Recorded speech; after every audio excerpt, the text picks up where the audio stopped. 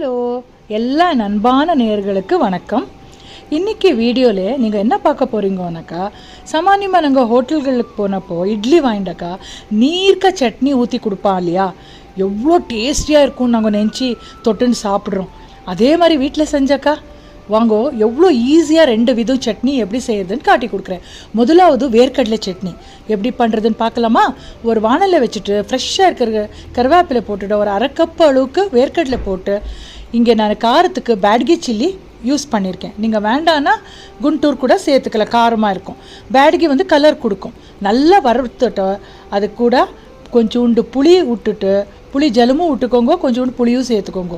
Mixie ஜாரில் போட்டுண்டு அப்புறம் தேவைப்படுற உப்பு சேர்த்துண்டு நைஸாக அரைச்சிக்கோங்க. கூட ஒரு 1/2 மூடி தேங்காய் துருவல், அப்புறம் ஒரே 1 டீஸ்பூன் அளவுக்கு வெள்ளைப்பொடி சேர்த்துண்டு மிக்சி ஜாரில் அரைச்சி எடுத்து ரெடி பண்ணிக்கோங்க. இப்போ இதுக்கு ஒரு தாளிப்பு கொடுக்கணும். வானலில் 2 டீஸ்பூன் ஆயில் விட்டு 1 டேபிள் ஸ்பூன் அளவுக்கு உளுத்தும் பருப்பு, ஃப்ரெஷ்ஷாக இருக்கிற கருவேப்பிலை, 1 டீஸ்பூன் அளவுக்கு ஜீரகம், கடுகு ரெண்டும் சேர்த்துக்கணும். நல்லா பொரிஞ்சு வரணும். அப்புறம் உளுத்தும் பருப்பு கொஞ்சம் கலர் மாறணும், அங்கே வரைக்கும் வறுத்துட்டு நன்னா அப்புறம் இந்த சட்னி ரெடி ஆகிருக்கு இல்லையா, வேர்க்கடலை சட்னி, அதுக்கு சேர்த்துக்கோங்க. அதை சேர்த்துட்டு அந்த வானலைக்கே நிறைய ஜலு விடுங்க. ஏன்னா நான் ஆல்ரெடி உங்களுக்கு சொன்னேன் இல்லையா, இட்லிக்கு நாங்கள் இந்த சட்னி பண்ணிட்டு இருக்குது. இட்லிக்கு எப்போ நீர்க்காக இருக்கணும், நிறைய ஊற்றி சாப்பிடணும். அந்த மாதிரி நிறைய ஜலு விட்டுட்டு தளராக பண்ணி சட்னியை ரெடி பண்ணிக்கோங்க. பாருங்க, நான் எவ்வளோ ஜலு விட்டுருக்கேன்ட்டு. நல்லா அப்படியே தண்ணியாக இருக்கணும் அந்த சட்னி. டேஸ்ட் வந்து அல்டிமேட்டாக இருக்கும். கண்டிப்பாக இந்த மாதிரி சட்னி செஞ்சு பாருங்க. இப்போ வேர்க்கடலை சட்னி ரெடியாச்சு. இப்போ வந்து தக்காளி சட்னி எப்படி பண்ணுறதுன்னு காட்டி கொடுக்குறேன்.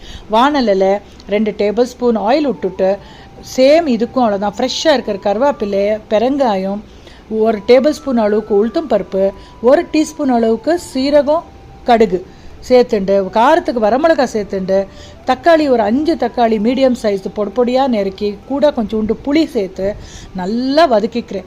உப்பு சேர்த்துட்டு நீங்கள் வதக்குனாக்கா சீக்கிரமாக சாஃப்ட் ஆகிடும் தக்காளி. அந்த மாதிரி ஒரு 5 நிமிஷத்தில் வதங்கிடும். அப்புறமா கொஞ்சம் அது கூல்டவுன் ஆனப்புறம் மிக்சி ஜாரில் போட்டுண்டு நைஸாக அரைச்சி எடுத்துக்கோங்க. இதுக்கும் சேம் வேர்க்கடலை சட்னி மாதிரியே நிறைய தண்ணி ஊற்றி அரிங்கோ, ப்ளஸ் நிறையா தண்ணி சேருங்கோ. எப்படி இருக்கணும்னா, நாங்கள் ஊற்றின்னு சாப்பிடுச்சு சூப்பர் டேஸ்ட் இருக்கும். அந்த அந்த இட்லியோட சட்னி தான் ஃப்ளேவர் ஜாஸ்தி, ரொம்ப நல்லா இருக்கும். பாருங்க, பாத்திரத்துக்கு ஊற்றிட்டு சூப்பராக தக்காளி சட்னி கூட இப்போது ரெடி ஆகிடுது. நீங்கள் தக்காளி சட்னியான செய்யலாம், இல்லை வேர்க்கடலையா சட்னியானா பண்ணுங்க.